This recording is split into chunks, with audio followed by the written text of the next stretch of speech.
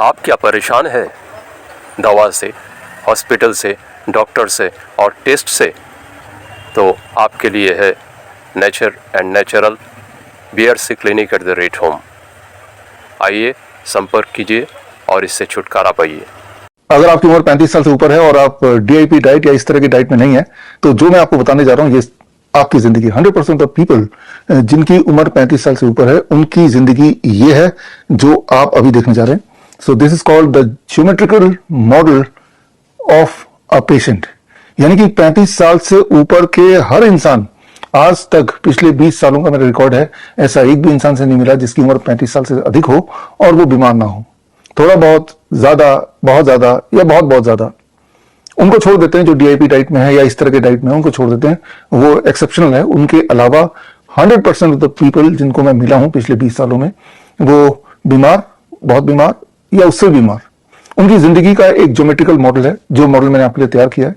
तो अगर आपकी उम्र 35 साल से ऊपर है तो ये geometrical model of a patient आपको दिखना चाहिए। तो चलते हैं, the geometrical model of a patient. ये है geometrical model of a patient. ये आपकी जिंदगी है एक्चुअली। इसको जरा समझने की कोशिश करते हैं। होता क्या है, it all start with very very small problem. आपको एक बीमारी लगती है जिसे हम बोल सकते हैं कॉन्स्टिपेशन हो गया, थोड़ा बहुत शुगर हाई हो गया, थोड़ा BP हाई हो गया, हल्का फुल्का थकान महसूस होने लगा, तो ये आपकी बीमारी है। तो ऐसे में क्या करते हैं, आपकी बीमारी की वजह से आप डॉक्टर के पास जाते हैं। ये रहा डॉक्टर, डायग्नोसिस। डॉक्टर बोलता है डायग्नोसिस करना पड़ेगा, देखना पड़ेगा क्या बीमारी है। वो लंबा चौड़ा एक डायग्नोस्टिक टेस्ट का लिस्ट दे देता है या छोटा मोटा एक टेस्ट का लिस्ट दे देता है, कुछ ब्लड टेस्ट के रिपोर्ट निकालने देता है और उसको आधार बना के आपको कुछ दवाइयां पकड़ा जाता है। तो ये है स्टेज 1 पेशेंट। छोटी मोटी दिक्कत, थोड़ा बहुत ब्लड शुगर, थोड़ा बहुत ब्लड प्रेशर, थोड़ी बहुत थकावट, थोड़ी बहुत कॉन्स्टिपेशन, लेकिन इन दवाइयों के साथ उसकी जिंदगी चलने लगती है। कुछ महीने चलती है, 1 आध साल चलती है, लेकिन अब क्या होता है, वो उसकी जो ओरिजिनल बीमारी है ये अपनी जगह पे तो बनी रहती है। ना तो कॉन्स्टिपेशन ठीक होता है, ना तो BP ठीक होती है, ना थकान ठीक होती है। उसकी जो ओरिजिनल प्रॉब्लम थी वो वहीं की वहीं रहती है, लेकिन साथ में इस दवाई की वजह से अब वो सेकेंड स्टेज ऑफ पेशेंट में कन्वर्ट होने की जर्नी में चला जाता है। यानी कि कुछ नई बीमारियां उसके साथ और जुड़ जाती हैं, कुछ नई बीमारियां, या फिर उसका ब्लड शुगर और बढ़ गया in spite of taking the medicine, यहां से यहां पहुंच जाता है दवाइयों के बाद भी, BP और बढ़ जाता है दवाइयों के बाद भी, और थकावट बढ़ जाती है दवाइयों के बाद भी, उसकी इम्यूनिटी और लो हो जाती है। तो अब आप सेकेंड स्टेज हो गया, ये आपकी बीमारी है और अब बीमारी, इस बीमारी के साथ ये जुड़ गया। तो अब आप क्या करेंगे? अब वही करेंगे ना जो आपने पहले किया था, यानी कि आप दोबारा से डायग्नोसिस, डॉक्टर एंड डायग्नोसिस के पास जाएंगे। आप डॉक्टर के पास जाएंगे, डॉक्टर वही बोलेगा ना जो पहले बोला था कि डायग्नोसिस कराइए। सो आप बीमार हैं तो आप डायग्नोसिस कराइए। आपने डायग्नोसिस कराया तो उसका कोई ना कोई नतीजा निकलेगा। नतीजा तो यही है, जैसे कि हमेशा से होता है, कि जो दवाइयां थी वो तो थी, उनका डोज और बढ़ा दिया गया, कुछ नई दवाइयां और आपके लाइफ में जुड़ गई। तो आपने अपने आप को प्रमोट कर दिया, प्रमोशन हो गया। पहले स्टेज ऑफ बीमारी के घेरे से आप दूसरे ट्रायंगल में पहुंच गए, second stage of the disease. यानी कि अब आपके घर का या आपके ऑफिस का कोई काम रुक नहीं रहा है, आप अपने सारे रिस्पॉन्सिबिलिटीज को पूरा कर पा रहे हैं, लेकिन at the end of the day आप बहुत थक जाते हैं, बहुत चिड़चिड़े हो गए और हमेशा आपको लगता है कि भाई आराम की जरूरत है, ठीक से नींद नहीं हो रहा, डिप्रेशन में आ गए हैं। तो ये सारी चलती रहती है। यानी कि बीमारी अपनी जगह पे है और उस डायग्नोसिस के बेसिस पे ये दवाइयां तो थी, ये दवाइयां और जुड़ गई है इस उम्मीद से कि ये जो बीमारी है इसमें कुछ ना कुछ आराम मिलेगा। तो लाइफ पहले जो थी उससे ज्यादा एग्रेसिव हो गई है, ज्यादा दिक्कतें बढ़ गई हैं, छोटी मोटी थोड़ी बहुत पेन भी शुरू हो गया, जॉइंट पेन भी शुरू हो गया। बाकी बीमारी तो थी, अब बॉडी के इधर उधर पेन भी होने लगा। सुबह जब उठते हैं तो टायर्ड उठते हैं, दिन भर भी टायर्ड रहते हैं और किसी तरह से आपको लगता है कि कब सोने का मौका मिला और रात को नींद भी नहीं आती है। तो ये आपके चक्रव्यूह में फंस जाते हैं। काम चलता रहता है 1 साल, 2 साल, 3 साल, लेकिन अब ये दो जो दवाइयां आप ले रहे थे, इन दोनों बीमारी को ठीक करने के लिए, उसकी वजह से ये दोनों बीमारी तो अपनी जगह पे है, लेकिन आपने इनवाइट किया एक third stage of patient. Third stage मतलब अब एक्सट्रीम फैटिग आ गया, बॉडी में स्वेलिंग आ गया, एक्सट्रीम पेन आ गया, कहीं कहीं ब्लीडिंग भी हो रही है, कफ करते वक्त ब्लीडिंग हो रही है या स्टूल में ब्लीडिंग हो रहा है, यूरिन आउटपुट कम हो गया, फ्रॉथी यूरिन हो गया, इस तरह के अजीबोगरीब सिम्टम्स आने लगे। हीमोग्लोबिन लेवल बहुत ही डाउन हो गया। तो मतलब ओरिजिनल बीमारी यहां थी, सेकेंड स्टेज यहां थी, अब थर्ड स्टेज मतलब अब वो हालत आ गई कि लगता है कि अब तो काम करना छोड़ना पड़ेगा, अब तो बिस्तर पकड़ने का समय आ गया है। Now it is a serious disease. तो ऐसे में आप क्या करेंगे? अरे भाई ऐसे में वही तो करेंगे ना जो पहले किया था, यानी कि दोबारा से डायग्नोसिस की बात करेंगे, दोबारा से डॉक्टर से बोलेंगे अब क्या करें, डॉक्टर बोलेगा एक नया डायग्नोस्टिक लिस्ट देगा। इस बार जो डायग्नोस्टिक लिस्ट देगा वो पिछली बार से अलग भी हो सकता है कि एमआरआई करा लो, सीटी स्कैन करा लो, एंजियोग्राफी करा लो, पेट स्कैन करा लो, डीटीपीए स्कैन करा लो, फाइब्रो स्कैन करा लो। मतलब ये कि अब एक नए स्टेज का के डायग्नोसिस, ये कुछ ऐसे डायग्नोसिस होते हैं जो ना केवल मिसलीडिंग होते हैं, ये डेंजरस भी होते हैं, यानी कि diagnosis itself can cause a disease. Anyway, आपकी हालत तो बहुत पतली है ही है, आपका काम धंधा भी बंद हो गया, ऑलमोस्ट आपको लगता है कि बस अपना पूरा दिन अगर जिंदा रहे वही बड़ी बात है। तो ऐसे में डॉक्टर के बताए हुए डायग्नोसिस ये जानते हुए भी, चाहे वो मेमोग्राम हो, चाहे वो बायोप्सी हो, ये सारे लीथल डायग्नोसिस है, डेंजरस डायग्नोसिस है, इसकी वजह से और बीमार पड़ सकते हैं, मौत भी हो सकती है। उसके बावजूद भी एक नया डायग्नोसिस का लिस्ट आपको डॉक्टर ने पकड़ा दिया, ये डायग्नोसिस आपने कराया और कराने के बाद उसके आधार पे डॉक्टर्स ने कुछ नए इंटरवेंशन और आपकी जिंदगी में ऐड कर दिया। यानी कि अब आपकी गाड़ी बढ़ गई कुछ नए ट्रीटमेंट की तरफ, नई दवाइयों की तरफ, चाहे वो कीमोथेरेपी ड्रग्स हो, या फिर चाहे किडनी के लिए अब तो डायलिसिस शुरू करना ही पड़ेगा, या फिर कहीं ब्लड ट्रांसफ्यूजन की जरूरत है, या फिर आप इंसुलिन डिपेंडेंट हो गए। यानी कि छोटी सी दवाई, थोड़ी और बड़ी, अब भयंकर दवाई, इस उम्मीद से कि ये जो हालत है ये थोड़ी सी और ठीक होगी।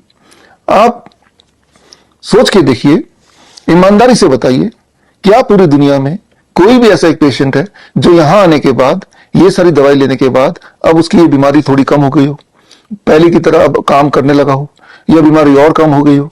ऐसा आज तक तो मेडिकल लिटरेचर में हुआ नहीं, कभी ऐसा तो कभी देखा नहीं गया।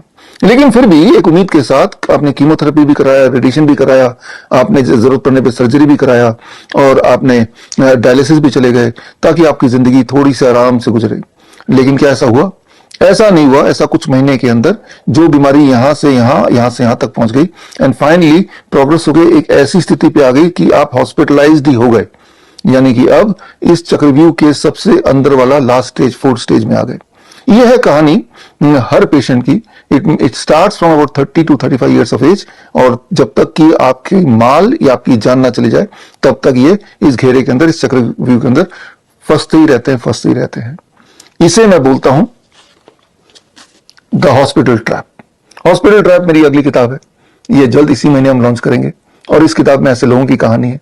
और इंटरेस्टिंग बात यह है कि आप किसी भी स्टेज में क्यों ना हो, चाहे वो 1st स्टेज में हो, छोटी मोटी बीमारी हो इस वक्त जब आप ये वीडियो देख रहे हैं, या बीमारी थोड़ी और ज्यादा हो गई हो, या आप 3rd स्टेज तक पहुंच गए हो, या फिर आप बेड रिडन हो, ऐसे बहुत लोगों की कहानी जो अलग अलग स्टेजेस में थे, लेकिन जब वो हमारे कॉन्टैक्ट में आए, हमारे पूरे देश में कई सारे हॉस्पिटल्स हैं, वहां गए हिम्स के नाम से, या फिर जो मेरे डायरेक्ट कॉन्टैक्ट में आए थ्रू वर्चुअल ओपीडी, या फिर हमारे पूरे देश में 500 से अधिक क्लिनिक हैं, डॉक्टर BRC क्लिनिक @home, वहां गए, या फिर बहुत से ऐसे भी हैं जिन्होंने कहीं भी नहीं गए, जो मेरे वीडियो, जैसे कि आप ये वीडियो देख रहे हैं, ऐसे वीडियोस देखे, उन टेक्निक्स को अपनाया और इस पूरे जाल से एकदम से बाहर आ गए, आउट ऑफ दिस, पूरे जाल से बिल्कुल बाहर आ गए, पूरी तरह स्वस्थ हो गए।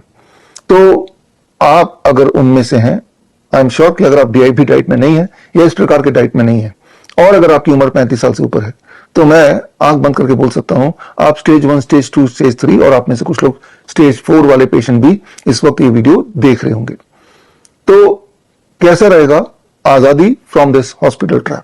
तो 10 मई 1857, जैसा कि आपको पता है, भारत के आजादी का, अंग्रेजों के अगेंस्ट आजादी का पहला संग्राम 10 मई को शुरू हुआ था, 1857। अब आपको एक और आजादी लड़नी है, इस बार अंग्रेजों से नहीं, अंग्रेजी दवाइयों से अपने आप को आजाद करना है। और वो दिन लिख लीजिए, 10 मई, और टाइम है 12 बजे। आप में से वो लोग जो अपने आप को इस जाल से बाहर निकालना चाहते हैं, और ये किताब अभी लॉन्च होगी इसी महीने। इस किताब में बहुत सारे सक्सेस स्टोरीज है जिन्होंने ऐसा किया, और आप भी उनमें से एक बनना चाहते हैं, तो आपके पास कई सारे तरीके हैं इस वक्त। एक तो हमारे जो हॉस्पिटल है हिम्स, उसमें जाकर एडमिट हो जाएं, लेकिन उसमें लाखों रुपए खर्चा हो जाएगा।